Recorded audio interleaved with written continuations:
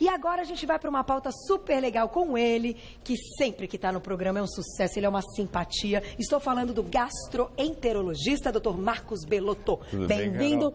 Tudo bem, Tudo doutor? ótimo, Sempre um prazer tê-lo aqui. Prazer é nosso. Hoje a gente estava até fazendo uma brincadeira, que é meio pegadinho os nomes dos nossos convidados, que veio a doutora Carla Bortolotto e doutor Marcos Belotto, né, Mar?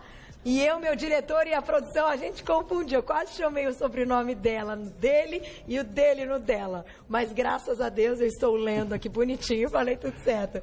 Bem-vindo, doutor. Olha, eu acho que esse assunto é um assunto assim, que a gente pode conversar diversas vezes, que sempre vai aparecer uma informação nova.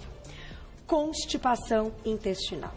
E eu sei que no consultório você deve ver muito. Muito. É algo muito comum. Além de ser algo muito comum, Carol, como eu falo para o paciente, é algo que depende muito mais do paciente, que a gente não consegue que o paciente saia com uma receita de um comprimido que vai resolver a vida. E na imensa maioria, como a gente vai ver, são mudanças ou erros que os pacientes fazem e que eles têm que mudar. Então, depende um pouco da gente, que é a orientação, mas principalmente do paciente. É verdade. Vamos começar então com os nossos mitos e verdades, depois a gente vai falar mais do problema e, claro, dos tratamentos. O primeiro mito ou verdade: as mulheres sofrem mais com a constipação intestinal? Sim, Carol, isso é verdade. Por quê? Principalmente, vocês têm uma alteração hormonal, e essa alteração hormonal em relação aos homens faz que o intestino da mulher trabalhe de uma maneira diferente, mas a principal coisa é: homem vai no banheiro geralmente em qualquer lugar. Vocês não. Entendi. Vocês, se não for para ir no banheiro em casa ou em determinados lugares, vocês seguram. Olha, é mais um lance de não vou dizer frescura, não vou usar esse termo, porque não, né? É mais de higiene, de aflição, de... Entendi. E isso é um dos principais erros do consultório de vocês, porque quando vocês seguram para não ir no banheiro, o intestino acaba se ressecando e vocês inibem o reflexo de evacuar. E a segunda coisa é, vocês usam o do dia a dia, vocês têm um estresse muito grande, que é cuidar do filho, da casa, da parte profissional, e esse estresse que acabam acarretando cada vez mais em vocês, geram uma constipação. Então, não só pela parte hormonal, vocês sofrem mais de constipação do que nós, homens, mas também essa parte de bloqueio, de não querer ir no banheiro em qualquer lugar, além do estresse. Olha que interessante. Então, digamos assim, pessoas estressadas têm mais chance de serem constipadas. Sim, tanto os homens como as mulheres. E nós somos uma sociedade estressada. Tanto que essa doença, ela é considerada uma das doenças que a gente fala, doenças da civilização. Da vida moderna. Da vida moderna. Tá vendo? Mas a gente já vai contar como é que a gente resolve isso. Próximo mito ou verdade na tela. Olha lá. Mito ou verdade: ficar mais de 2 dias sem ir ao banheiro é considerado normal? Sim, Carol. Isso é verdade. Existe uma série de definições sobre constipação. Tá. Mas, grosseiramente, mais do que um número em si, é um paciente que vai 3 vezes por dia no banheiro, ele passa aí um dia sim, um dia não, é uma constipação. E um paciente que ele vai a cada 2 dias no banheiro sempre, sem fazer força para evacuar e não tendo dor, ele não é um constipado. Olha que interessante. Não é isso que vai caracterizar, então, o quadro? Pela sociedade mundial, existem vários itens, mas só para o telespectador entender, o paciente que vai até 3 vezes por semana no banheiro é considerado normal. Desde que, com essas características que você explicou, não tenha que fazer força, não sinta dor, e que seja isso um hábito da vida já, que vem aí há alguns anos. Isso é normal. Isso é normal. Vamos colocar então o nosso ilustre. A gente tem um vídeo muito legal, até pra gente entender a definição e o que acontece no momento de constipação. Olha lá. Para os telespectadores, aqui é o intestino fino, aqui é o intestino grosso.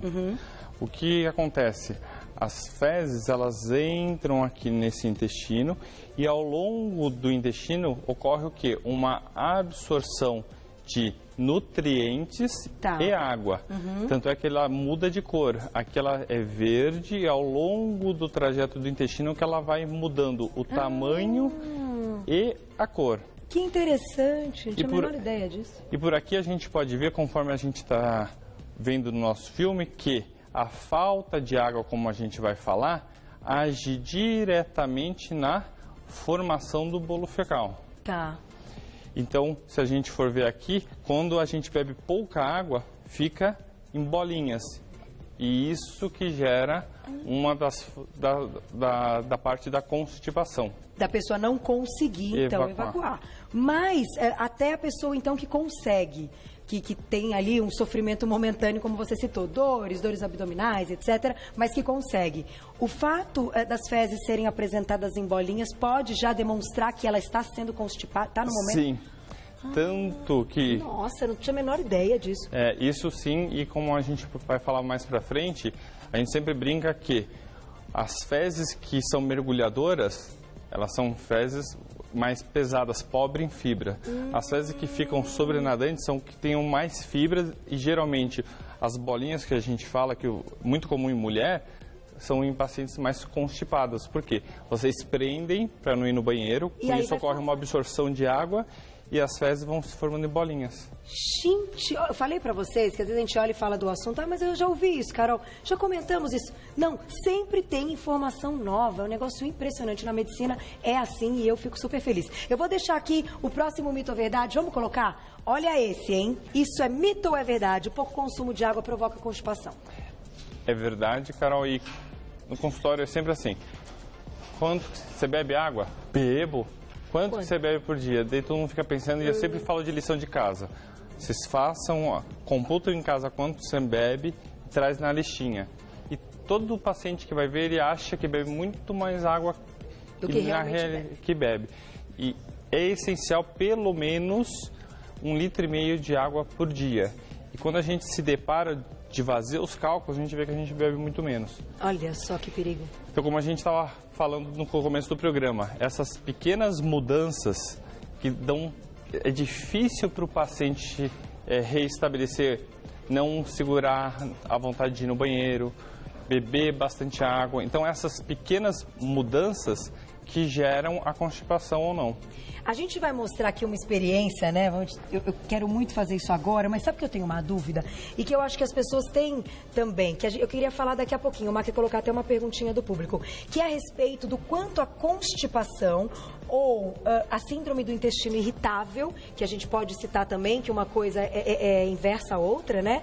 O quanto isso está ligado a problemas e doenças mais sérias, como câncer, como um tumor no intestino. Tem ligação? A frequência desses problemas, doutor?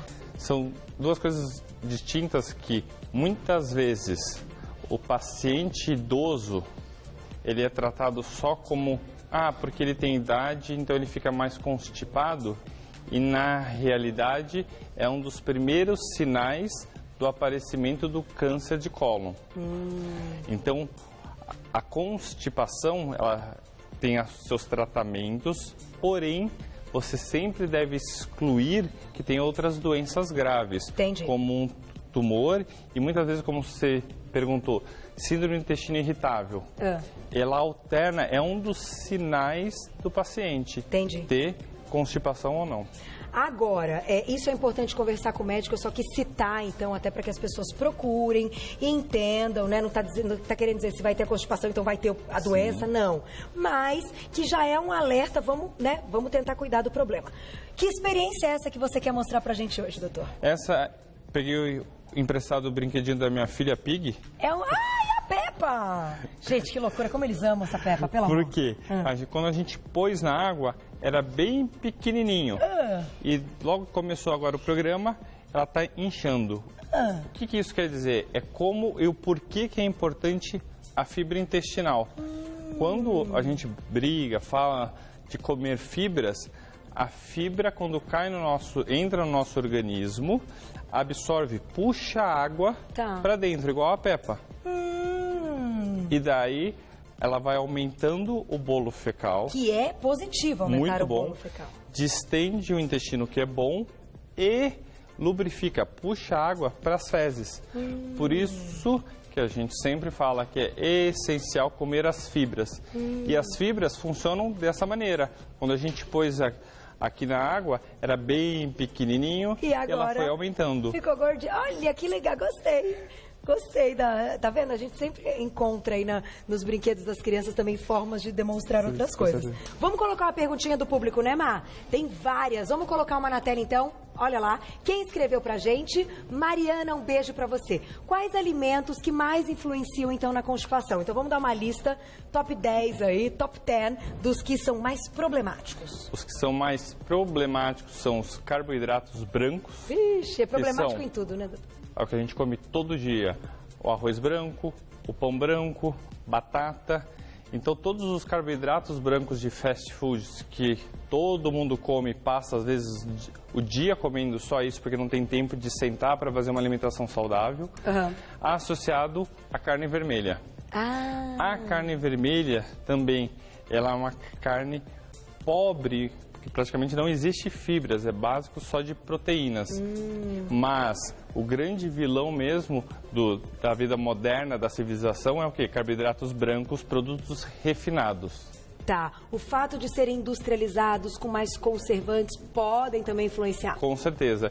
E a gente vê, cada vez mais a gente tem, como você falou, Carol, as coisas industrializadas e não primitivas. Tá. Por isso que é a doença da civilização, né? Olha só, antes de tocar no assunto da síndrome do intestino irritável, né, que a gente vai fazer uma comparação entre os dois problemas, que são aí, digamos, opostos totalmente, o que a gente deve incluir na alimentação que favorece, então, essa melhora? Um paciente diagnosticado com constipação, que tem isso com frequência, além da alimentação, tem que tomar remédio, doutor? Carol, inicialmente a gente tenta corrigir os erros. Tá. Então aumentar a quantidade de água, de hidratação, não prender o intestino à vontade de ir ao banheiro e a parte da alimentação, como também a gente vai explanar depois. Tá. Após isso, existem outras formas que a gente lança a mão, tipo óleo lubrificante, como óleo mineral, literalmente é um óleo para lubrificar a saída das fezes. Tá. Existem outras fibras naturais também e, em último caso, a gente usa os remédios que é conhecido como laxantes. E esses devem ser usados com cuidados, mesmo os naturais, ditos naturais. Por quê? O que é o laxante? É um irritante do intestino. Ao longo do tempo, você vai usando esses laxantes e eles pegam as fibras nervosas e estragam as fibras do intestino. Com isso, o intestino não consegue mais contrair. Entendi. E o paciente não consegue daí ter uma evacuação adequada. Olha. O que acontece? Não é comum o paciente vir até nós não fazendo uso de nada do que seria o ideal de saudável e usando laxante por longos períodos. Então, assim, toda semana tomar 1, 2 vezes já é um problema? Sim, já é um problema. Tá. E são raros os casos, cara, que você tentou de todas as maneiras, o paciente segue tudo à risca e mesmo assim ele precisa. Entendi. E daí, claro, você tem que investigar outras anormalidades de músculos, de evacuação, enfim, coisas mais complexas, mas são menos de 5% das constipações. 95% você consegue só com mudança desses hábitos. Olha que legal, gente. Então, assim, investir na alimentação correta é ainda mais barato e mais eficiente, com certeza, né? Você trouxe alguns elementos, então, assim, folhas em geral, todas elas. Sim. Olhou, é verdinho, tal, tem muita fibra, bora comer. E ainda, ó, ameixa. Isso aqui é ameixa? Sim. É é quando ela tá desidratada, é isso que eu queria lembrar o nome. Mas a ameixa, a fruta mesmo, ela pode ser bacana também, não só na forma desidratada? Sim, com certeza, de comer a fruta e mais do que isso, não tirem a casca. A casca das frutas são extremamente, além de saudáveis, elas diminuem o quê? A forma de você ter a constipação, quanto mais fibra, melhor para fazer a ingesta do bolo fecal. Sabe-se que quanto mais constipado é a população, isso aumenta a chance de o quê? Câncer coloretal e toxinas. Por quê?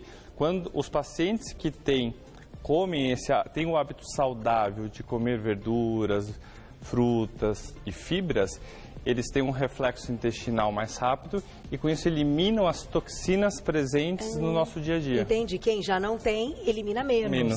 Então o corpo fica mais intoxicado. Sim. Linhaça, a gente já falou várias vezes da linhaça e eu acho que todas aquelas farinhas funcionais que a gente inclusive coloca na culinária são ótimas, né?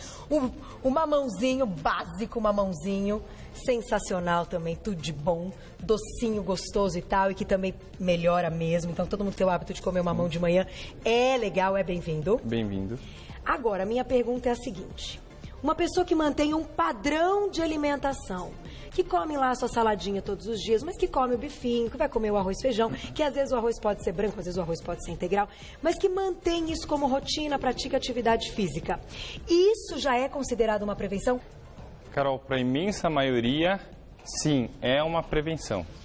Existe uma minoria que vai apresentar alterações anatômicas, morfológicas, genéticas que vão ter a constipação. E o que eu falo para o paciente? Eu vejo minha filha em casa, ela se alimenta muito melhor que eu. Quando a gente tem a criança pequena, a gente dá tudo bonitinho, dá a fruta, dá a fibra, dá a verdura, e a gente cai no corre-corre do dia a dia e esquece de tudo isso. E eu falo, se é saudável para a criança, também é saudável para a gente. É verdade, a gente tem que aprender com eles, certeza, né? A gente tem que ensinar, mas tem que aprender. Eu vou colocar uma perguntinha do público que dá tempo. Mar falou que é super legal, olha lá quem escreveu pra gente na tela. Entrou, vai. Do público. Foi? Foi? Ainda não, peraí, meu diretor falou, peraí. E eu quero fechar falando da constipação, do intestino irritável. Olha lá. Ivani, um beijo pra você, obrigada. Tenho muito barulho na barriga e intestino preso. Pode ser constipação intestinal? Bom, constipação é, se tá preso é. Mas e essa história de barulho?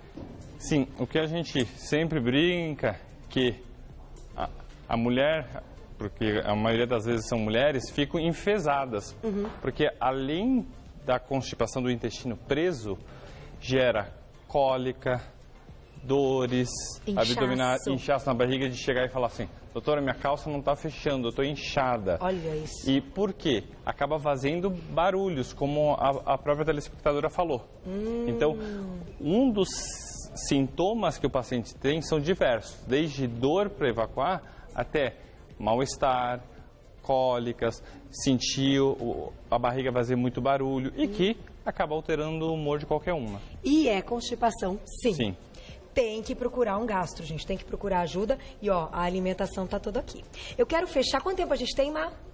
Tá, nós temos 2 minutinhos. Eu quero fechar com a seguinte pergunta ligada ao intestino irritável. Como é um quadro oposto a esse, a minha pergunta é, se a gente está falando que isso aqui é saudável, é bacana, uma pessoa que tem o quadro de intestino irritável, ela deve consumir fibras ou vai ser um problema porque isso vai soltar ainda mais esse intestino? Não, todos os pacientes devem consumir fibras, sim. Tá. A síndrome do intestino irritável é por uma série de outras alterações, principalmente da partes hormonais e psicológicas, e que a associação geralmente, e que pioram a síndrome do intestino irritável, são leite, queijo, iogurte, derivados e outros tipos de alimentação que pelo tempo a gente pode não falar. Nós vamos fazer uma pauta só sobre isso, que esse assunto é muito bom. Mas, pelo contrário, uma das coisas de orientações de consultório, além de práticas de exercícios físicos, ter regras de comer de 3 em 3 horas, é fazer uma alimentação saudável. Então deve comer fibra, mesmo que tenha aí esse intestino que funciona mais depressa, ao contrário da constipação. Essa era uma dúvida que eu tinha, que eu acho que os pacientes devem pensar, poxa, melhor eu não comer a fibra, senão eu vou mais ao banheiro. Pelo contrário, tem que comer e cuidar de outras coisas. Então a gente vai deixar essa pauta do intestino irritável pra gente fazer ela bem feita a próxima vez que você voltar. E aí te pergunto, é uma pauta multidisciplinar, que o paciente também tem que cuidar da parte psicológica? E eu sempre falo, quando o paciente chega no consultório, eu sempre falo que a gente não vai conseguir vencer essa batalha se a gente não tiver a ajuda de outras pessoas. Concordo com você. Agora, deixa eu agradecer, Dr. Marcos Belotto, gastroenterologista. Ele é um querido, uma simpatia e a gente aprende muito, né? Tem um site que é gastrooncologia.com.br, gastrooncologia.com.br. Você é do Sírio, né, doutor? Sou. Eu não tenho aqui o agradecimento, mas a gente sempre agradece aos hospitais, né, que permitem aí que a gente tenha os convidados aqui no programa sempre com informações maravilhosas. Só posso te agradecer. Muito obrigado, Carol. Sempre um super prazer. Adorei ver a Peppa. Obrigado. Faltava a Peppa no Você Bonita.